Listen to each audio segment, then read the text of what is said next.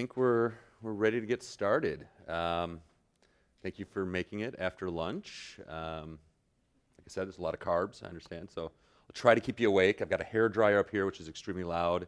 All sorts of lights and clicking noises and stuff. So I'm going to be demoing and kind of going over the architecture of Roseto Home.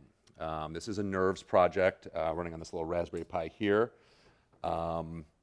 We've seen lots of Nerves today, which is awesome, so it kind of saves me a little bit of groundwork. Justin did a lot of that in the keynote. So I work for CRT Labs, which is the Center for Realtor Technology Laboratories. This is a division within NAR, the National Association of Realtors, the largest trade organization in the country, 1.3 million members. And we're tasked, the labs are tasked with looking at the next 5 years of real estate, right? Rather residential, commercial, but we look at transportation, anything that's going to affect real estate. So kind of the smart city movement, smart homes, IoT, like I said, transportation. Roseto Home is one of those projects. It's a little bit of research and a lot of development. And so this is, if you read the kind of preamble, a building health monitoring system. Initially kind of started out as home automation. Quickly realized, as a large-scale project with only 1 to 2 developers on it at any given time, trying to support all the plethora of smart home devices out there just really wasn't feasible. And more in line with the labs, we started to look at it as more of a research project to build data on actual homes, actual buildings around the country. I'll kind of go into the end goals at the end, but that's what we have here, is a building health monitoring system.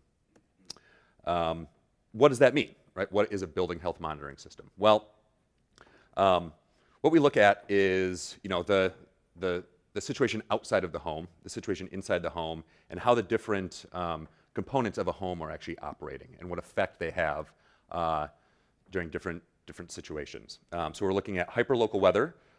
That's this guy. This is actually a weather station we mount right on the home. We've got wind speed, wind direction, solar radiation, temperature, humidity, barometric pressure, rainfall, all sorts of good stuff. We're looking at energy usage. That is this guy right here. So this is imagine this as your home, right? These are all the different components, relatively small, and fits on this nice little board. But this is actually monitoring the energy to the system itself. That's why I have this handy hair dryer here. We can see some energy spikes. So this is actually using induction to measure the energy. This is the main power line coming through and loop through these to measure the energy coming into the board. HVAC utilization. So we work with a couple different thermostats. This is the radio thermostat, something 50. I should mention all of this is meant to work without the internet, right? So you need a local area network for a lot of this stuff, but you do not need internet. And so there's not many thermostats that actually work without their cloud, right? Like Nest, you can't talk to the Nest locally unless you're doing their thread protocol, and even then I think there's some authentication to their cloud to even get to it. So it limits us a little bit, but we really, from a security preference, I want to, again, reduce that attack vector, and it should work if internet goes down, right?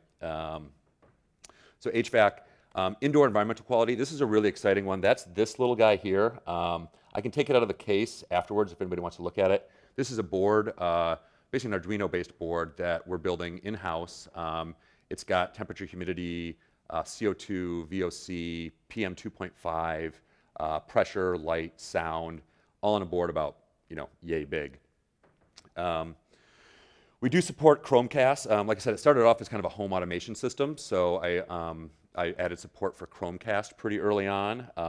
I've since removed that, one, because we want to anonymize this data and actually make it public in the end.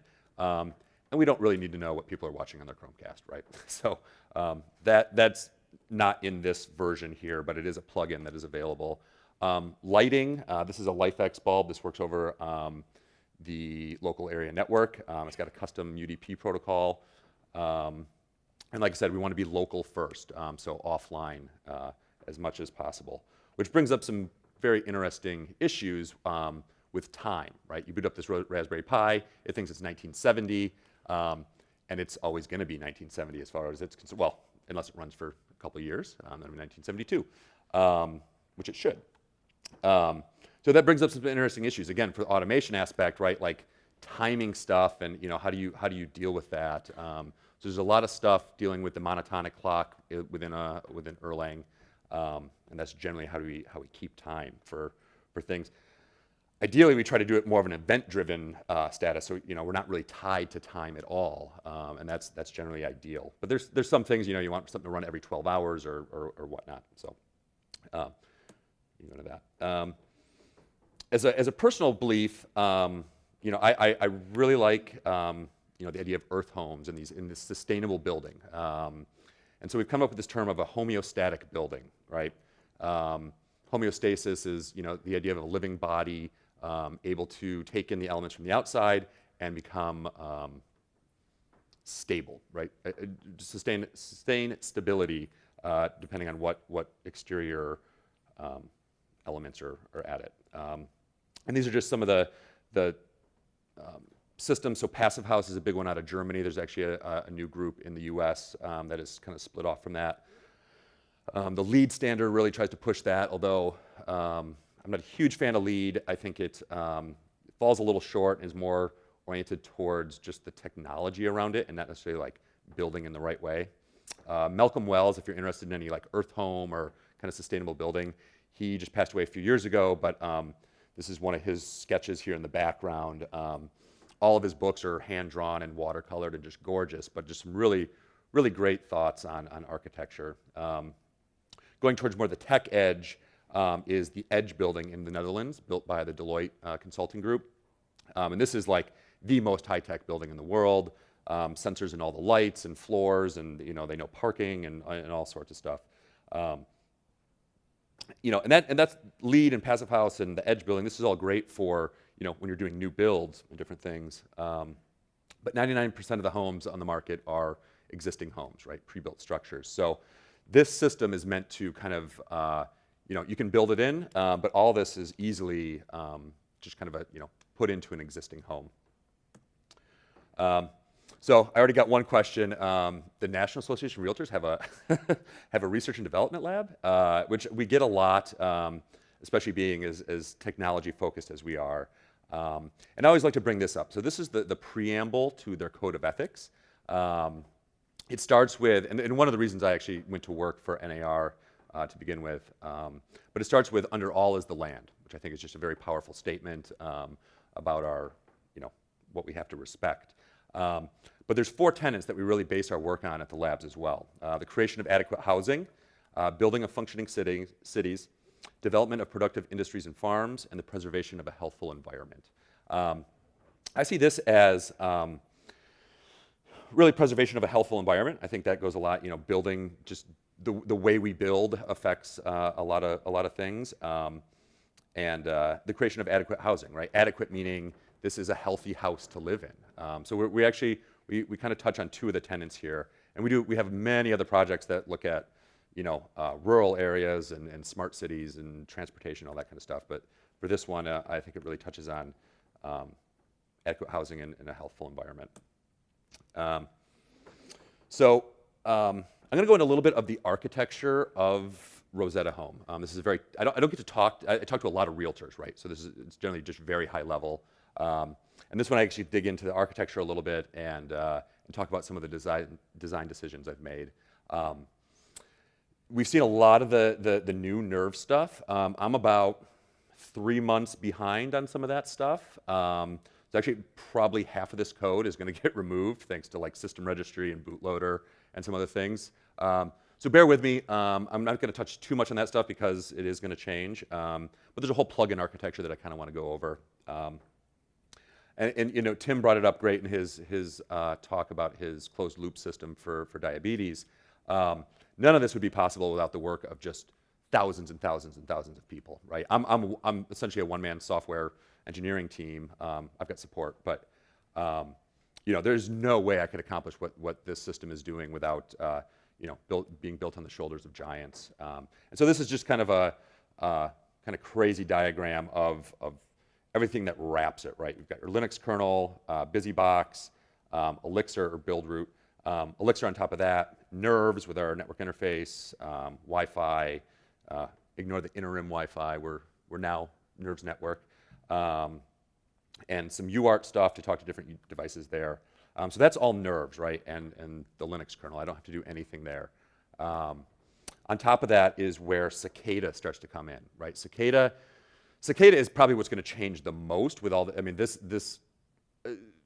essentially is system registry, this is bootloader, it's all of this, but in a very specific version. So I'm going to be able to abstract a lot of this away to the actual core nerve stuff, which is pretty awesome. So you can see I've got a network manager, device manager, distribution manager being, you know, being able to distributed Erlang, right? Being able to talk to multiple nodes at one time, and this is big in, you know, something like a commercial building where you want to kind of start up a mesh network of these nodes. System monitor, that's just looking at memory, CPU usage, stuff like that. We can do different things. And then the event manager on top of that, again, Justin has some great slides kind of describing how system registry is working. This is a very similar idea. Again, kind of collecting everything and then just giving you state. I'm not doing any rate limiting, but you know, it gives you the current state of all the underlying systems. Cicada also includes an API that is going to be deprecated. It's very specific to this system right here, but it gives you a WebSocket, REST, and a nice little local UI, which I'll go over in a little bit as well. Voice control, we actually have support for voice control. It's not here. It's pretty cool. Again, that's all totally local. We're not using Alexa or anything like that. And it's a little shield that you can just put right on top of the Raspberry Pi, give it some training, and you can control lights and HVAC and all that kind of stuff. So that's Cicada. Roseto Home is actually just kind of the bundling of all this, right? The idea, so the end goal, or the current systems are being built for nonprofits, right? A lot of them are doing energy retrofits. They want to do before and after. But not all of them are interested in lighting. Not all of them are even doing HVAC, right? They might just be doing energy production and usage. So we want a really easy way to modify that, keep overhead low, and distribute different systems easily, right? Either just a branch or a fork, and then you can adjust your plugin architecture and ship it. You're not going into the low-level stuff. It's very easy and adaptable. So Roseto Home is essentially just the stuff you would customize per distribution. So maybe a slightly different UI, maybe they want to customize their logos, something like that.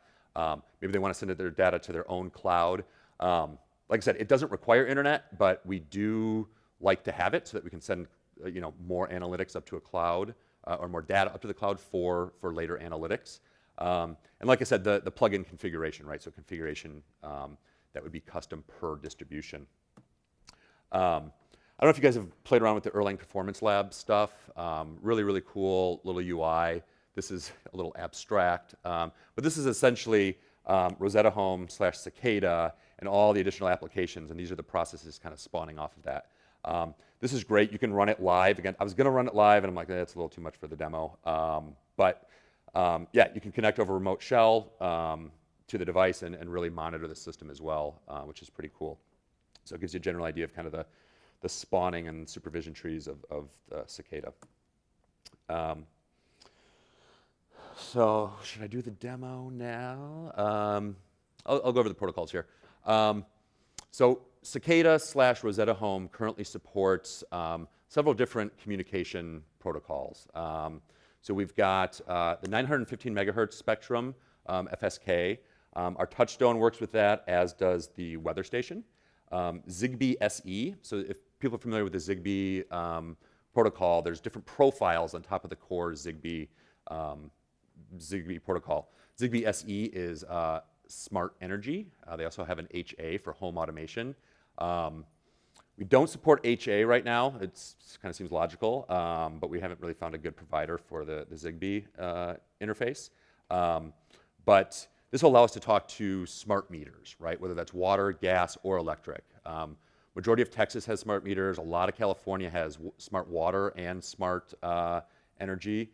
And majority of Illinois has smart energy. And so we'll use that if we can, because it doesn't involve going into the breaker box.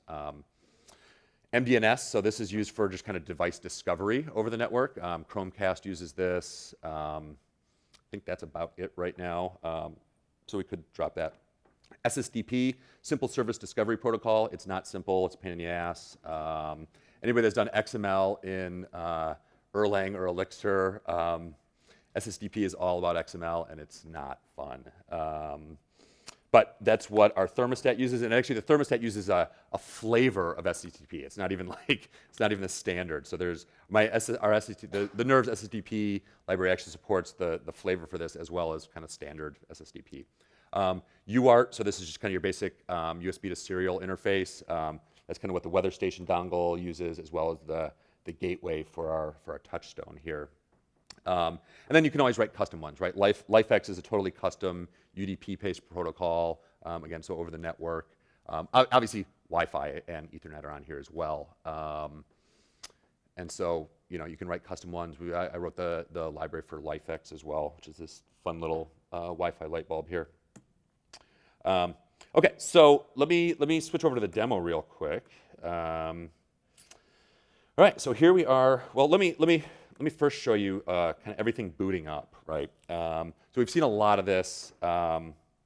This gives us a kind of a better idea. So this is, you know, Linux booting, doing all sorts of fun stuff, figuring out its memory, looking for USB devices, booting up the Wi-Fi driver, all sorts of good stuff, looking at the partitions, making sure it's already created. And then here, you know, right where we get to the Erlang line here is when we're getting into our application, right? So this is where Nerves boots up. See, the first thing we're doing is we're going to start our network interface worker. What does our network look like? Is it Ethernet? Do we have Wi-Fi credentials? What's going on? If we don't have Ethernet, we don't have Wi-Fi credentials, we're going to go into AP mode, right? So active portal, where you can connect to the Raspberry Pi's Wi-Fi. It scans the networks. You'll be able to select that. Select whichever one you want, put in your key, and ideally, if you didn't fat finger it, away you go, and you connect. There we go. So it started. Now we're looking for what interfaces we have. WLAN is already up. Awesome. ETH0 is there as well. And then we get a lot of network data as we connect. Looking at our frequencies for the Wi-Fi. You can see kind of mixed in here where yay concurrency. Starting Nurio here, starting our IAQ sensor here. So these are all the plugins kind of firing up as Network Manager is doing its thing, right? A lot of these, so you know, it's been mentioned again several times. We don't always, you know, we don't have the network up when we boot up. So a lot of these, again, system registry and bootloader are going to help a ton. I've got some kind of really annoying code. Majority of the plugins, you know, if they require network, we'll just wait and wait and wait until they get an event saying, hey, your network's up, and then they can start doing their thing. So there's a lot of waiting there. Bootloader is going to be amazing for that. I kind of wanted to swear there, but because it's really annoying. Okay, so we're scanning our networks. We're there. We actually found our first device here. We can start seeing some data here.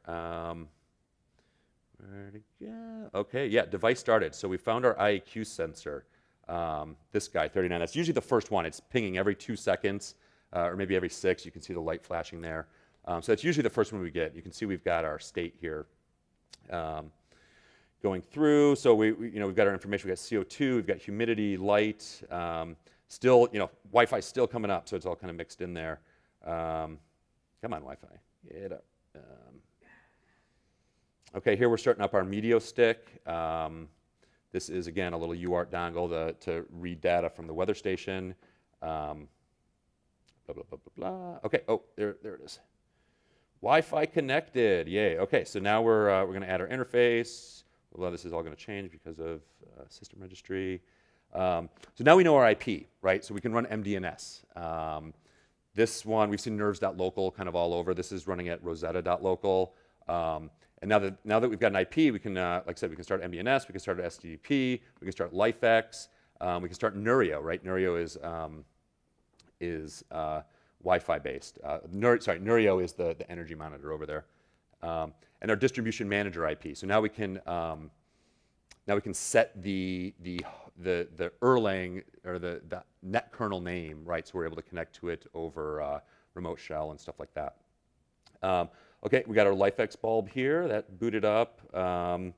Again, we can we're starting some histograms there to start collecting historical data locally, kind of the state. Here I manually kind of dumped out all our known devices. So you can see cicada.devicemanager.devices. And this is going to call in, again, Cicada has a device manager. We can pull up, this is always just the current state of any device. So again, a lot like system registry, right? We're able to just kind of ask, hey, what is our current state across the whole system, and return all this data. Okay, so there we go. We're up and running. So we'll probably see a lot of these. This connect timeout, connect timeout. The Nurio and the Thermostat run these tiny little Wi-Fi chips. They do not have much power. And one of the strengths of Elixir here is that the connections to that thing drop and fail constantly.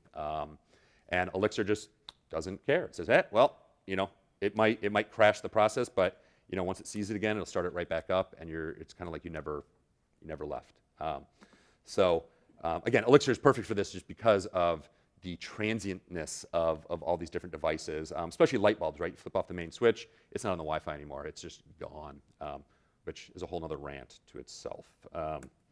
So that is the system. That's the system booting. We're up. We found our devices either through UART, MDNS, SCTP, or custom LifeX discovery protocol. So here we can see our CPU usage.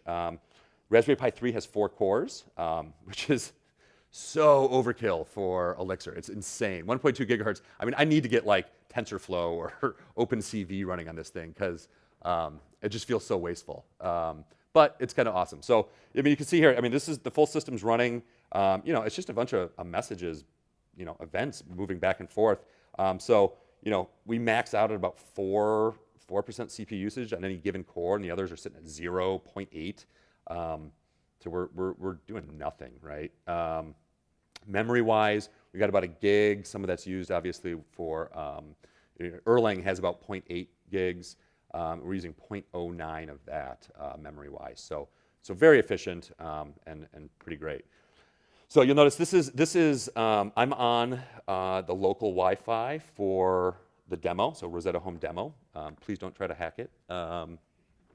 It's a really crappy, low-powered router. But yeah, so this is the local interface. This is running on the Raspberry Pi.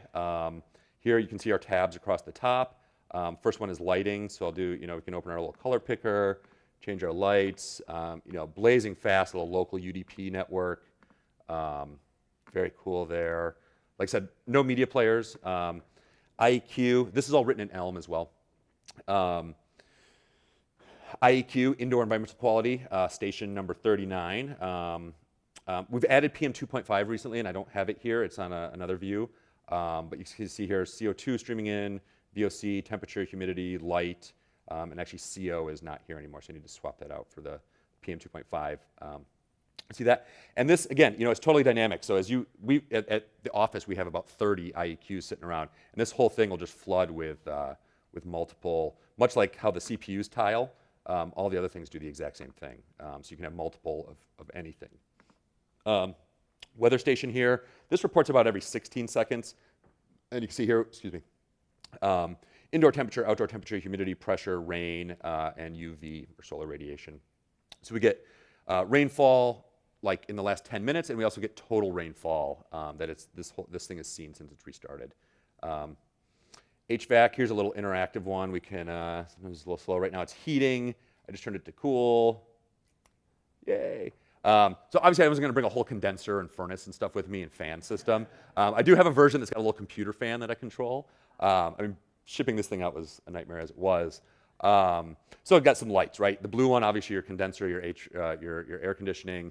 The green is your fan, which if you know anything about hooking up HVAC systems, the G line or green is your fan line. And there's actually a little HVAC relay system in the back here specifically meant for HVAC systems. So you could easily wire this up to an actual real furnace or blower system or anything like that.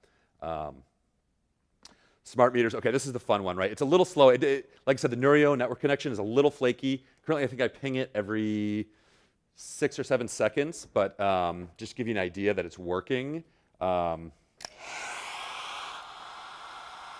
See if we can get it to jump here. There we go. So that jumped to 1.3 kilowatts. Go to super high, 2.53, and then we can drop it back down. So get some energy monitoring going on. Again, these are all events moving through the system, so you can do whatever you want with that, right? I mean, you can write custom software and say, I mean, so you could set up switches and be like, oh, you know, if you see a certain type of rise, you could, you know, kill power to it or something like that. If, you know, you want to do something like that. But you could also maybe adjust your thermostat temperature, right? If your energy usage is, and with the smart meter connected device, we actually get current price for the energy. So if price is at a certain level, energy is at a certain level, maybe we raise the temperature, you know, if it's really hot outside, maybe we raise the temperature of the thermostat 3 degrees to not use so much energy. Or vice versa. I mean, if you've got a pool, maybe you can kill your pool heater. You know, you can do all sorts of different stuff there. You know, it's all just events kind of moving through the system. CPU and memory, which I already went over. So that's the local API and UI. So I went over that a little bit. This is kind of an early version of the indoor environmental quality sensor. CO2, temperature, humidity, VOC, PM2.5, lux, decibels, operates over the FSK, the 115 megahertz, always mess this up, frequency shift keying, something, I don't know, FSK. This is just an ASCII protocol. We've written all the software, so this is just ASCII over UART, and it pings us every 6 seconds, just sending us data, which we can, you know, we can customize that. It's our firmware. Hyperlocal weather. Currently, we support the Meteor stick. The Meteor stick supports Davis weather stations as well as this fine offset one. Again, that's using the 915 megahertz. This is a closed, so these guys, Fine Offset and Davis, won't release their encryption keys. So somebody's reverse engineered it in Germany. I'm not sure how. If anybody is good at that stuff, I'd love help. Because this is currently like a $200 stick and it's maybe $8 in parts, right? So I'd love to be able to build these myself. And so we support a couple different weather stations through the Meteor stick. Again, this is just ASCII over UART. And this is pinging us. There's a little light on the back here. This pings us every 16 seconds with its current readings. Energy usage. I've talked about the ZigBee Smart Energy Profile. That little guy up in the corner, Rainforest Automation, is a little dongle that speaks that. That is actually, Rainforest has done a ton of work here. The utilities have to approve these devices before they'll let them on their smart energy network. And Rainforest has done that, at least in Chicago and Illinois. So we're able to use that and just talk to the smart meters. If you don't have smart meters or you don't want to go that route, we have the Nurio, again, which has a little local API, and we're able to pull data in near real time, and this thing's reporting constantly. This would ideally go right into your breaker box, right at your mains. Not for, if you've never done any electronics or anything, I wouldn't recommend installing it yourself. You'll easily kill yourself with 220 volts of just too much power. There's some alternatives to the smart energy, obviously the Nurio. Sense is another one. They've done a lot of marketing. Most people have probably seen those guys. And Curb Energy has a really interesting solution as well. I'm not sure if Curb has a local API though. The other thing about Nurio is they don't have any sort of discovery protocol. There's no SSDP, there's no MDNS, so we have to manually enter that into the configuration, which is kind of a pain. We're talking to them. They say they're going to do it. We're working on becoming a reseller as well for distributing these systems.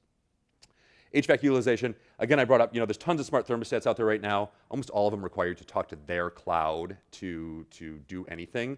We want to be local first. So Radio Thermostat, it's a few years old. It's a little clunky interface. Their app is actually pretty fantastic. That's what I use to control mine or this guy. Again, it uses SDP, and we're just polling that every 10 seconds to pull down data, and sometimes it crashes, and we start right back up, and we're good to go. If you're okay, if you want to fork this system or do whatever, and you're okay with getting internet, you can easily implement Nest plugins, Emerson, Honeywell, whatever it is. We might do some stuff with Honeywell and or Emerson actually. Lighting, again, we're looking for local only. We don't have, actually I believe, So Hue is ZigBee home automation. So if we can get a stick for that, we can actually support that pretty easily. Currently, it's just LifeX over the UDP binary protocol. Media players, currently it's just Chromecast. The library is still available. We're just not using it right now. Okay, so some of the architecture. How am I doing on time? Anybody? 10? Oh boy, okay. I haven't even gotten any code yet. Okay, so what makes this, the architecture okay is, that makes the architecture kind of unique and have a plugin based architecture is the idea that we have a known state that all different device types need to conform to, right? So as you're writing a plugin, you can get a payload from that device, you can do whatever, as long as you translate that into the known state of a weather station or whatever, which we've defined within Cicada, then you can hook up any device, right? If you have another weather station, if you have another Nest, and the overall system, the back end, all the stuff will just work, which is pretty fantastic. So we've written some behaviors to that. So this is the general state of every, the high-level state of every device, right? We get the module that can control it, what type it is, that's an atom, the device PID. So usually there's like a low-level library that will talk to the LifeX, and then there's an interface PID, which is the one that Roseto Home knows how to interact with. So your plugin will talk to the device, and the Roseto Home PID is the one that we interface with through the API or doing whatever. So knowing both of those is obviously very helpful. Any sort of name, so usually again within your plugin you're going to derive some sort of name based on a MAC address or an IP or the device type or something like that. And then each device class has its own unique state, right? So weather station, what have you, have its own state. So I'm going to show you the HVAC one here.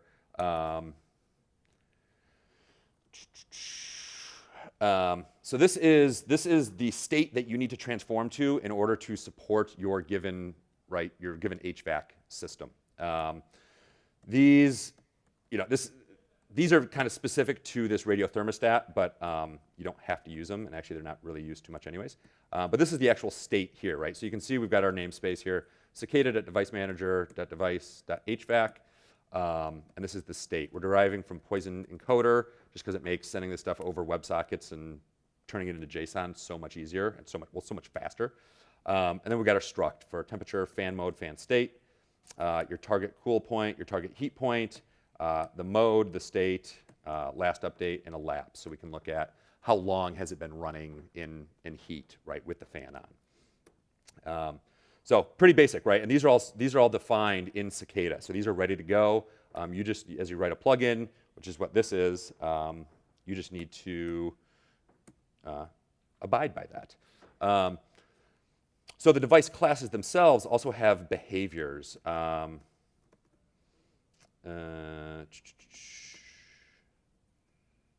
Okay. So there's a general device behavior, right? Get ID, get the device, which is going to return the state for that current device. Update state, right? That's where you actually do your translation from your core device library up into the Roseto Home Cicada world. So if we look at, I'm going to use HVAC again just because it returns data as well as is controllable, right? So we've got fan on, fan off, and set temp. Pretty basic, right? Set away, like these are still being fleshed out. It's preliminary right now. You can imagine like hold or toggle or something like that, right? So we just define these here, and then your plugin just their callbacks just has to implement those functions.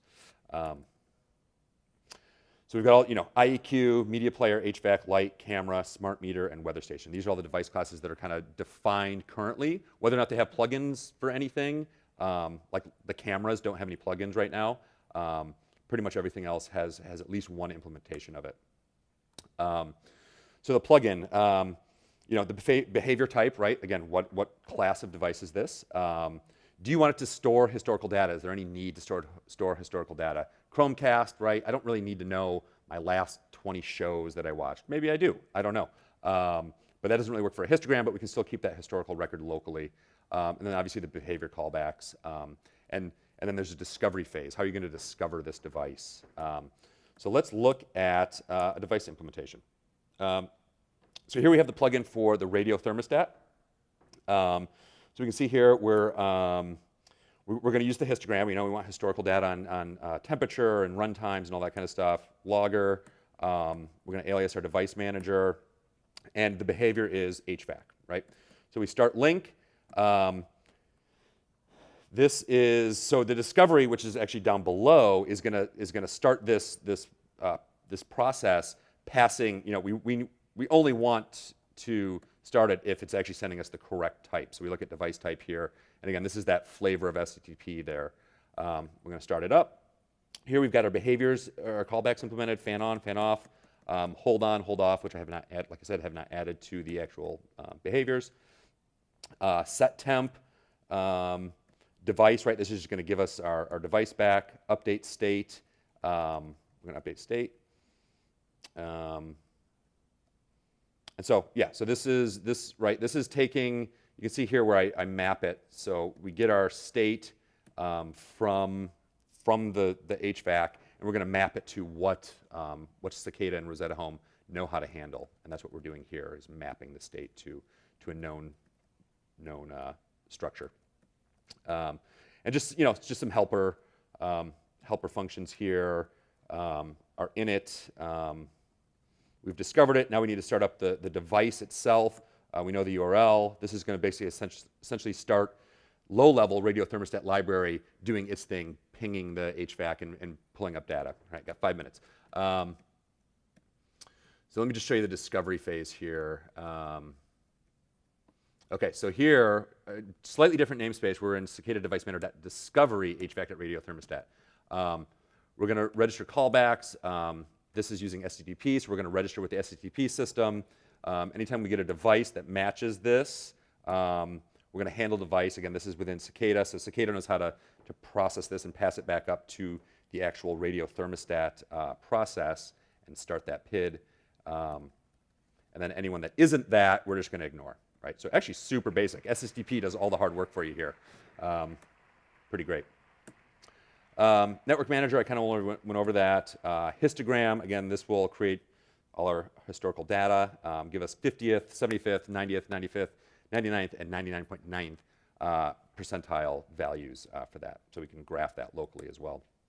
API, I already showed you all this. Cloud interface, we're using MQTT. We're kind of our own CA. We sign all our own certificates. We're currently working on like a kitting system.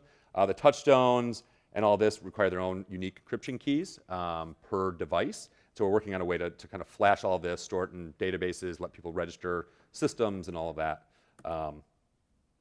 Using InfluxDB on the back end. We don't need to go over any of that. That is the back end. I can show you this live here. Oh, can I switch in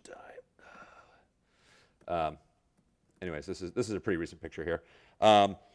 So this is up in the cloud, right? So we can access this anywhere. This is Grafana with Influx on the back end. We see our spark line here with our current energy usage, temperature differential. So we're looking at indoor, outdoor temperature, and then our either current target or current target heat or cool point to see how far away we are and how the house is, how the kind of the building envelope is reacting.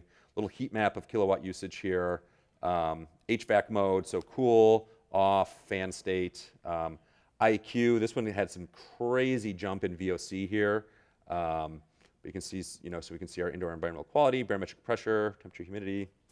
We get HVAC run times down here. Obviously, my HVAC wasn't running at my house, so it didn't do anything. This is really cool. The solar radiation is where you can start to see solar radiation impacting the inside heat. I've got about several hour delay after the sun starts going down is when the inside of my house reaches its peak temperature.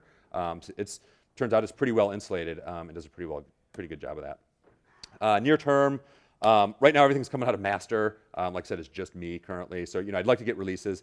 Modbus is a huge standard for industrial stuff. Love to do that. BarrelDB is a fork of Couch. That'd be interesting for, again, multi-node systems and distributing data among them. Again, multi-nodes. Scenes alerts are more for the home automation stuff. And like I said, end goals, 5,000 homes, multiple building styles in every climate zone. We're only requiring a zip code, right? We don't want to know your name. We don't want to know your email. When you register this device, give us your zip code. We're going to look at what climate zone you're in. You're going to have to fill out some information about like what type of home you have, but we want this totally anonymous. Multiple family types. Make it an open data set, and I'd love to see more contributors to Roseto Home itself. So thank you.